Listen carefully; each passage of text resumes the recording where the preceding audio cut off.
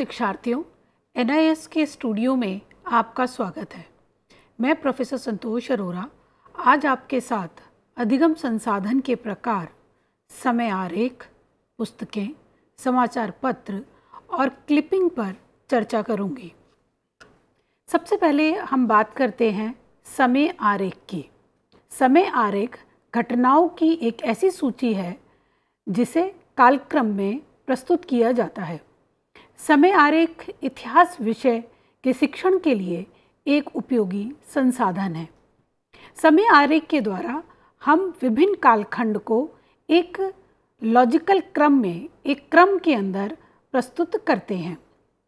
जैसे कि आपको चित्र में दिखाई दे रहा होगा कि इसके माध्यम से हम इतिहास की विभिन्न घटनाओं को एक कालक्रम में प्रस्तुत कर रहे हैं।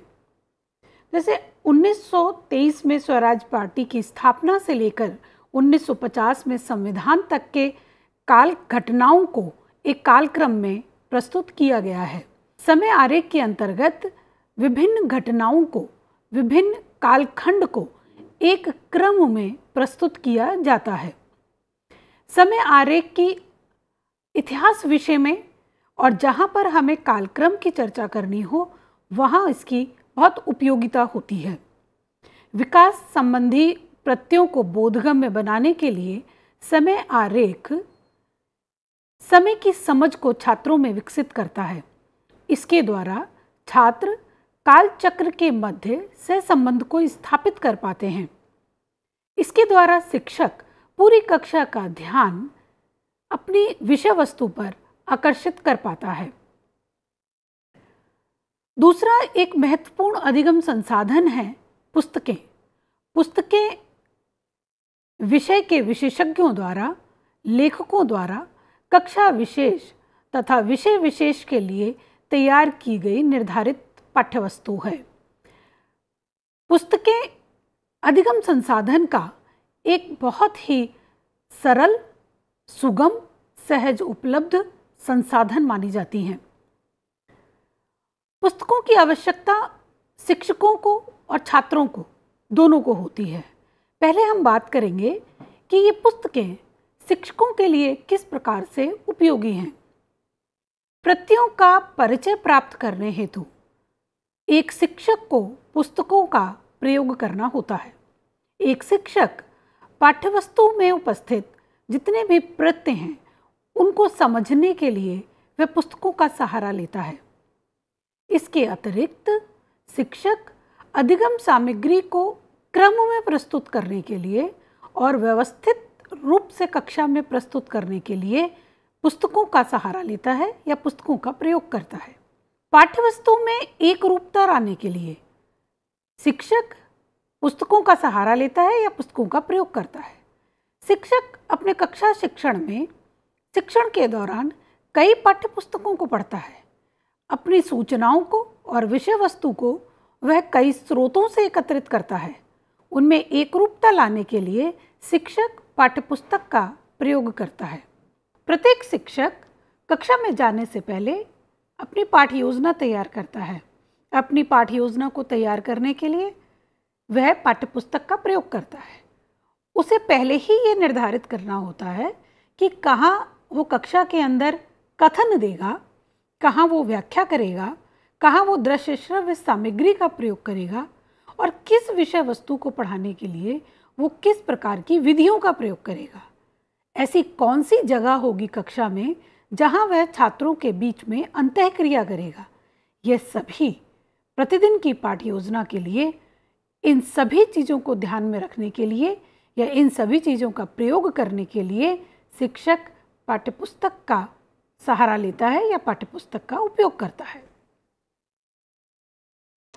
जहाँ पुस्तकें अध्यापकों के लिए या शिक्षकों के लिए जरूरी है, वहीं इसकी उपयोगिता छात्रों के लिए भी होती है।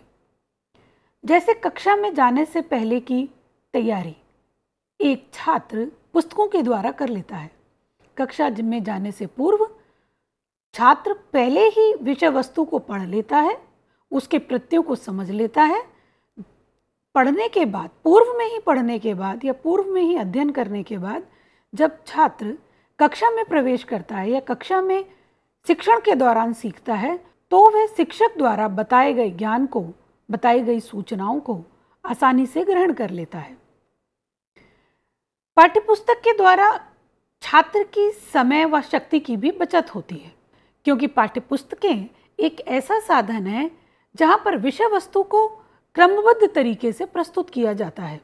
जब विषय वस्तु छात्र को एक क्रमबद्ध रूप में प्राप्त होती है तो निश्चित रूप से छात्र की समय व शक्ति की बचत होती है।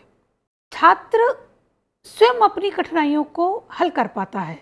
इन पुस्तकों के माध्यम से छात्र स्वयं अपनी कठिनाइयों को हल कर लेता है। कक्षा के दौरान छात्र को ऐसे कई घटक आते हैं, कई ऐसे कंसेप्ट और ऐसे प्रत्यय आते हैं जिनको समझने में छात्र को कठिनाई होती है। तो जब वो पुस्तकों का प्रयोग करता है या जब वो पुस्तकों के माध्यम से अध्ययन करता है तो वह इन कठिनाइयों को दूर कर लेता है। और पुस्तकों में अभ्यास प्रश्न भी दिए हुए होते हैं। इन्हीं पुस्तकों में संदर्भ सूची भी दी हुई होती है। यदि उसे कोई कठिनाई होती है तो वो अभ्यास प्रश्नों के माध्यम से या संदर्भ पुस्तकों के माध्यम से अपनी कठिनाइयों को दूर कर लेता है। ये पुस्तकें छात्र को गृह कार्य के लिए भी मदद करती हैं। छात्र को जो गृह कार्य विद्यालय से प्राप्त होता है उसे वह पुस्तकों की सहायता से हल कर लेता है या पूरा कर लेता है। कई बार विद्यालय में छात्र को कई प्रोजेक्ट दिए जाते हैं, कई असाइनमेंट दिए जाते हैं जिन्हें पूर्ण करने के लिए छात्र को पुस्तकों का सहारा लेना होता है। और ये पुस्तकें छात्र के समस्त गृह कार्य, प्रोजेक्ट, असाइनमेंट को पूरा करने में मददगार साबित होती हैं। अब हम ये जानेंगे कि पुस्तकें होती कितने प्रकार की हैं। पुस्तकें प्राय दो प्रकार की होती हैं। एक होती है पाठ्यपुस्तक और दूसरी होती है संदर्भ पुस्तक। पाठ्यपुस्तक वह होती है जिसका प्रयोग छात्र और शिक्षक पाठ्यक्रम व पाठ्यवस्तु के अध्ययन हेतु करते हैं। संदर्भ पुस्तकें वह होती हैं जिसमें ज्ञान व्यवस्थित रूप से प्रस्तुत होता है, जैसे एनसाइक्लोपीडिया, डिक्शनरी और ईयर बुक। ये सभी संदर्भ पुस्तकों की श्रेणी में आती हैं। अब एक शिक्षक की जिम्मेदारी बनती है कि जब वो किसी भी पुस्तक का चयन करे तो उसे कुछ बातों का ध्यान रखना चाहिए जिससे वह छात्रों के लिए एक उपयुक्त पुस्तक का चयन कर सके। एक शिक्षक को पुस्तक की संरचना पर विशेष ध्यान देना चाहिए, जैसे जो शीर्षक पृष्ठ है पुस्तक का वो उपयुक्त हो, वो ऐसा हो जो मजबूत हो, जिससे पुस्तक अधिक समय तक टिकी रहे।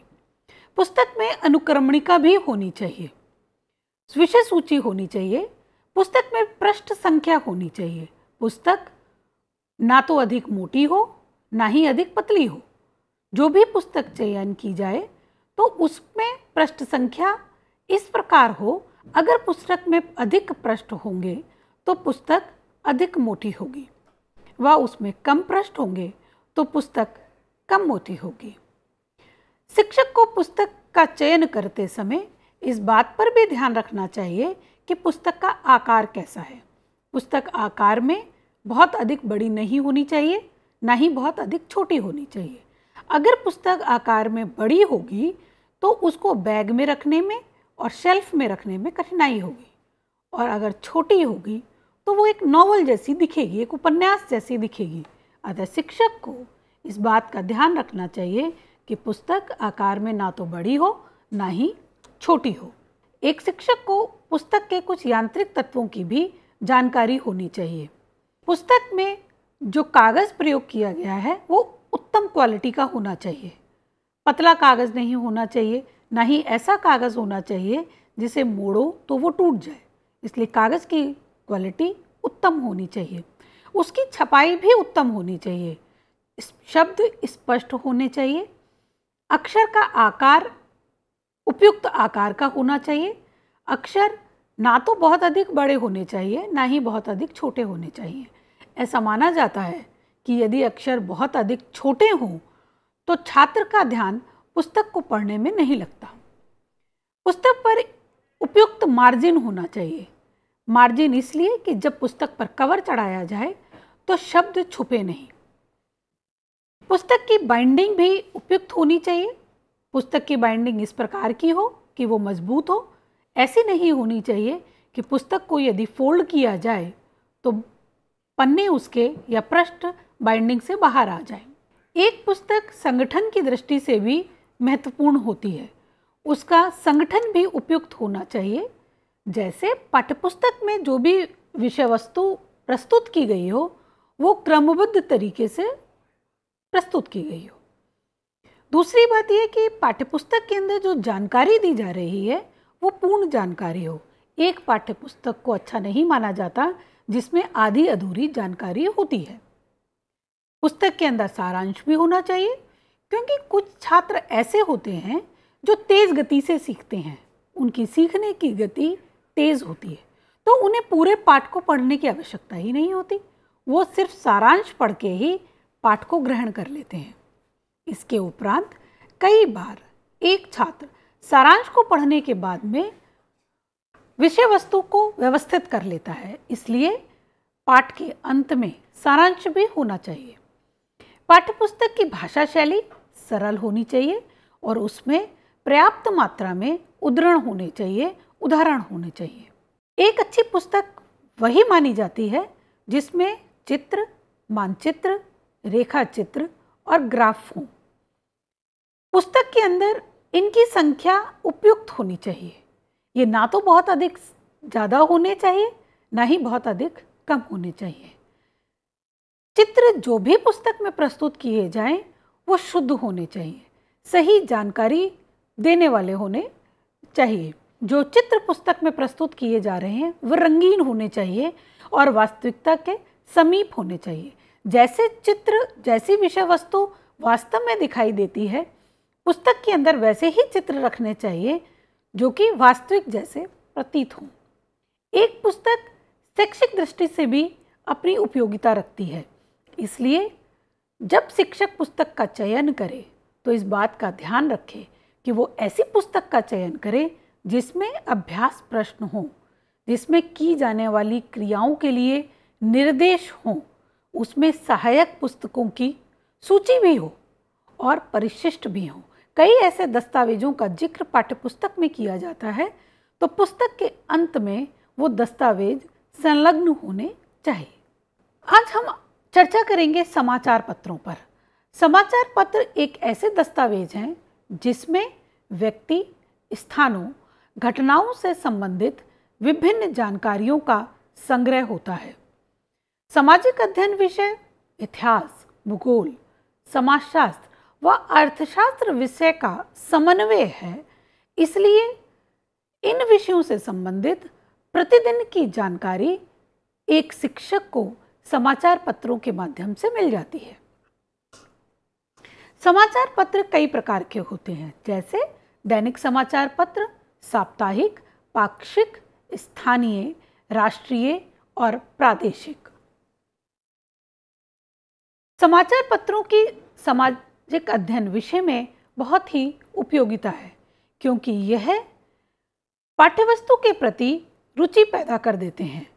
जब छात्र समाचार पत्रों के माध्यम से किसी सूचना को ग्रहण करता है तो समाचार पत्र में कोई भी घटना का एक शीर्षक होता है, उसके घटना से संबंधित वहाँ पर फोटो होते हैं, कमेंट होते हैं और कुछ विशेष समाचारों को, विशेष सूचनाओं को बॉक्स में प्रकाशित किया जाता है। ये सभी ऐसे घटक हैं जो छात्र की विषय वस्तु में रुचि उत्पन्न करते हैं। भाषा व संप्रेषण की दृष्टि से भी समाचार पत्र बहुत महत्वपूर्ण होते हैं। छात्र में भाषा का विकास समाचार पत्रों के माध्यम से होता है। समाचार पत्र छात्र में भाषा का विकास ही नहीं करते, वरन अपनी बात को तार्किक ढंग से प्रस्तुत करने की योग्यता भी विकसित करते हैं। समाचार पत्र इसके अतिरिक्त छात्र में संपादन करने, समीक्षा करने जैसे गुणों को भी विकसित करते हैं। समाचार पत्र पाठ्यक्रम सहगामी क्रियाओं में छात्रों को भाग लेने के लिए प्रेरित करते हैं। प्राय समाचार पत्रों में वृक्षारोपण, सामुदायिक क्रियाएं व खेलकूद के संबंधी समाचार भी छपते रहते हैं, जो छात्रों को इन सभी क्रियाओं में भाग लेने के लिए प्रेरित करते हैं। सभी आयु वर्गों की जरूरतों को ये समाचार पत्र पूरा करते हैं। समाचार पत्रों के माध्यम से सृजनात्मकता का विकास होता है। अब हम बात करेंगे क्लिपिंग की।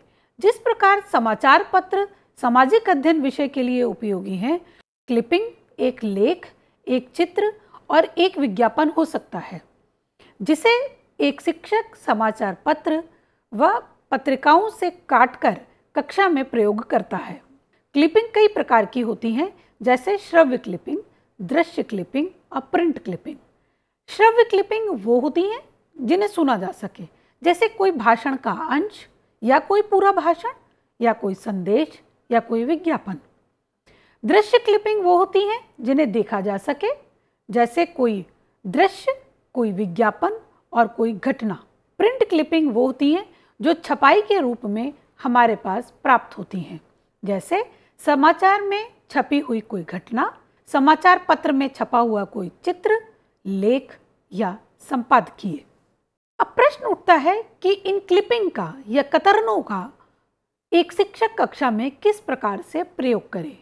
किसी भी विषय वस्तु से संबंधित क्लिपिंग एक शिक्षक बुलेटिन बोर्ड पर अथवा नोटिस बोर्ड पर लगा सकता है। जैसे अगर बजट का सत्र चल रहा है या बजट आ रहा है, तो एक शिक्षक बजट से संबंधित क्लिपिंग को बुलेटिन बोर्ड पर लगा सकता है। ऐसे ही कोई और अन्य विषय लेकर के, समसामयिक विषय लेकर के उसकी क्लिपिंग एकत्रित करके एक शिक्षक उनको बुलेटिन बोर्ड पर लगाकर प्रस्तुत कर सकता है। क्लिपिंग की रिपीट, एक शिक्षक छात्रों के द्वारा विभिन्न प्रकार की क्लिपिंग की फाइल बना सकता है। वह छात्रों को कह सकता है कि वह एक विषय पर क्लिपिंग इकट्ठी करें और उनको एक फाइल में संकलित करें। क्लिपिंग एक शिक्षक को परिचर्चा में भी मदद करती है। जब हम किसी समसामयिक विषय पर परिचर्चा कक्षा में आयोजित करते हैं, तो हम क्लिपिंग का सहारा ले सकते हैं, या क्लिपिंग को आधार बनाकर एक शिक्षक कक्षा के अंदर परिचर्चा का आयोजन कर सकता है। तो परिचर्चा में क्लिपिंग बहुत उपयोगी संसाधन के रूप में काम आती है। क्लिपिंग का प्रयोग एक शिक्षक अपनी पाठ की प्रस्तावना में भी दे सकता है। जैसे कोई समसामयिक विषय के ऊपर एक शिक्षक कक्षा में अपनी पाठ्यवस्तु प्रस्तुत करता है, तो वह उसी दिन के अखबार में या समाचार पत्र में छपी हुई कोई खबर की क्लिपिंग से अपने पाठ की प्रस्तावना को दे सकता है। इस प्रकार छात्रों, क्लिपिंग, समाचार पत्र और पुस्तकें सामाजिक अध्ययन विषय के लिए बहुत ही उपयोगी संसाधन हैं। इनके माध्यम से एक शिक्षक अपने पाठ को रोचक बना सकता है, सरल बना सकता है और बोधगम्य बना सकता है। धन्यवाद।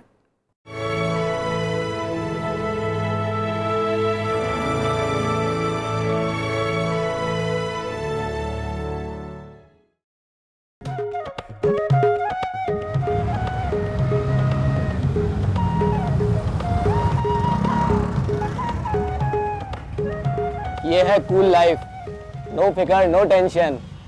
एक हम है कंगले। पर यार एक्सीडेंट हो गया तो? तू भी जनानियों की तरह उधेड़-बुन में लगा रहता है। जिंदगी एक ही बार मिलती है, एंजॉय। अब कहाँ चल दिया? मेरी इकोनॉमिक्स की क्लास है। अबे तेरे बिना वहां क्या कमी रह जाएगी? मैं ये चैप्टर नहीं समझ पाऊंगा। जा, बाय।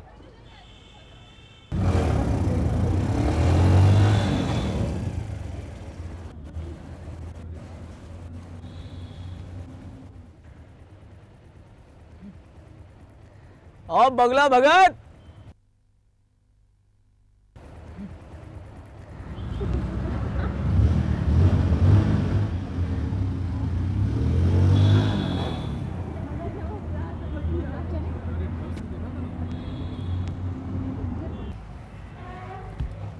यार तू तो रहेगा हमेशा कुएं का मेढक, लेकिन भैया हम तो दुनिया में फुल ऐश करेंगे। यार तू समझता क्यों नहीं यार? क्या अक्ल मुझे भी है, मुझे पता है कि हमें नौकरियां करनी होंगी। आज तक जिंदगी पढ़ते पढ़ते गुजर गई, 2 साल बाद सर पे नौकरी की तलवार टंगी होगी और हम कौन सा लाट कलेक्टर बन जाएंगे, बस गुजारे लायक तनख्वाह होगी। इस दुनिया में इतनी मौज है, मस्ती है, ऐश है, उसमें हमारा हिस्सा कहाँ है? क्या?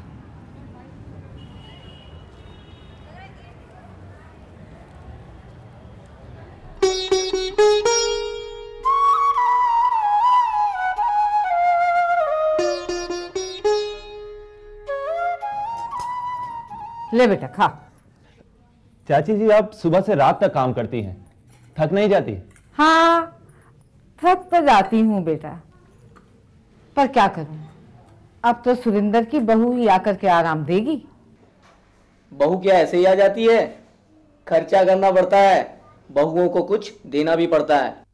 अरे मेरी बहू आए तो सही, मैं उसे सोने की चूड़ियां पहनाऊंगी, सोने की। हाँ, अरे मोबाइल क्या देख रहा है? तुझे क्या मालूम, मैंने एक एक पैसा जोड़ जोड़ कर अपनी बहू के लिए सोने की चूड़ियां बनवाई हैं। मनीष बेटा, ये तेरा दोस्त है, इस तरह इसका ध्यान रख। स्कूल तो इसने तेरे साथ पार कर ही लिया है। ले ले सागौन ले ले। नहीं नहीं। क्यों? अरे ले भी ले। अबे यार, वहाँ हमारे ग्रुप का क्रेडिट कार्ड चलता है। क्रेडिट को हिंदी में कर्ज कहते हैं। तुझे नहीं पता, मेरा ग्रुप बहुत दिलदार है। 100 के नोट तो वो कुछ समझते ही नहीं। जिस दिन तुझे उन्हें दावत देनी पड़ेगी तब क्या करेगा? वो तुझे फ्री में देकर आदत बिगाड़ रहे हैं। मर्द बच्चा हूं मैं, तो बस जरा मस्ती के लिए, आदत वादत में नहीं डालूंगा। जब चाहे यूं छोड़ दूंगा। तो अभी छोड़ दे।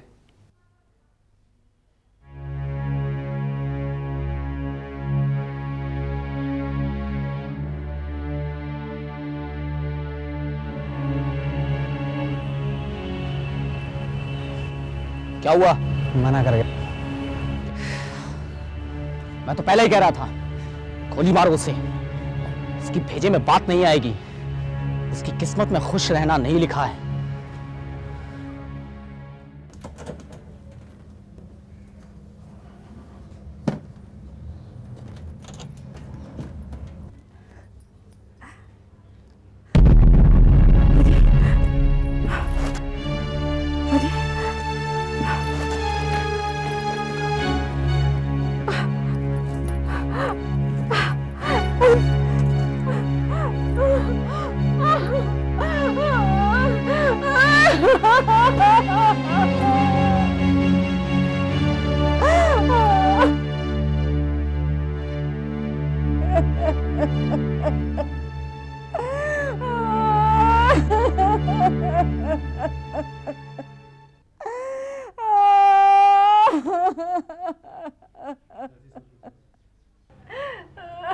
चाची जी, सब्र कीजिए, सब ठीक हो जाएगा।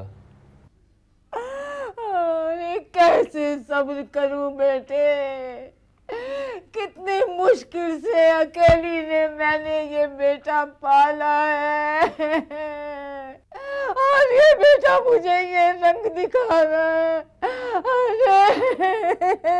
अरे मैं तो किसी से कह भी नहीं सकती। न जाने कैसे कैसे पैसे जुटा के मैंने इसकी बहू के लिए चूड़ियां बनवाई थी। बहू के लिए बनवाई थी ना, बेटे ने ले ली तो क्या आफत आ गई? अरे नास पीटे, अरे तू चला जा, एक तो चोरी ऊपर से सीना चोरी। मुझे अपने घर में बाहरी लोगों का दखल पसंद नहीं। आप जाओ। अरे अरे ओ सत्यानाशी, चुप हो जा। मनीष, मनीष बेटे, तो इसकी बातों का बुरा मत मानना। चाची जी,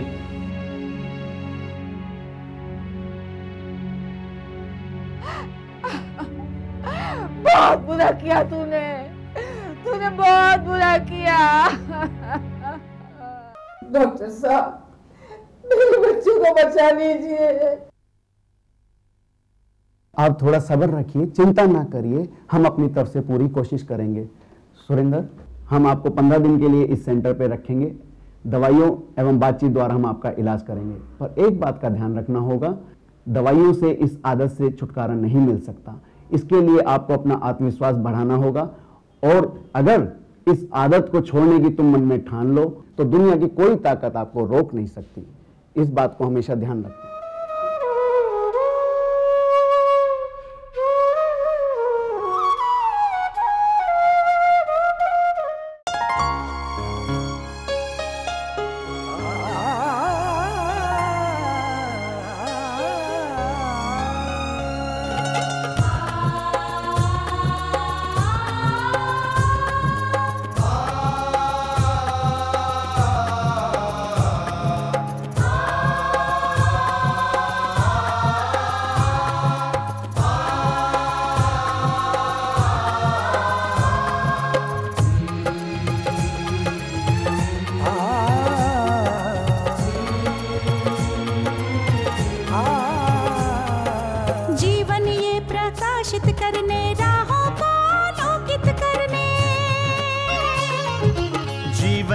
प्रकाशित करने, राहों को आलोकित करने, हम अपना दीपक स्वयं बने, हम अपना रास्ता स्वयं चुने। हम अपना दीपक स्वयं बने, हम अपना रास्ता स्वयं चुने। जीवन ये प्रकाशित करने, राहों को आलोकित करने।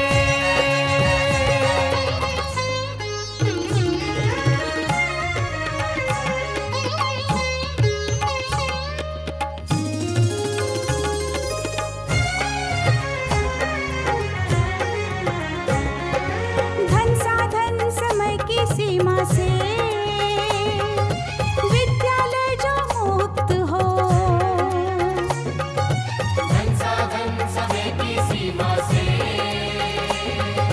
विद्यालय जो मुक्त हो।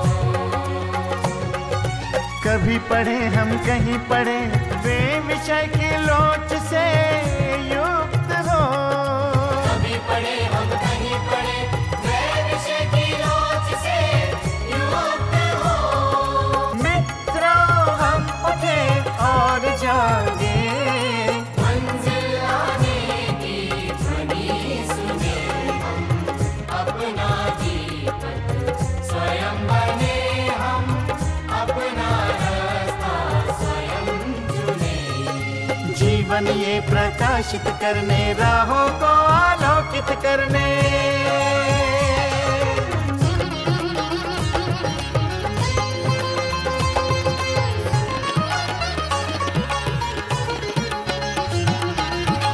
राष्ट्रीय मुक्त विद्यालय का है द्वार खुला सबकी खातिर।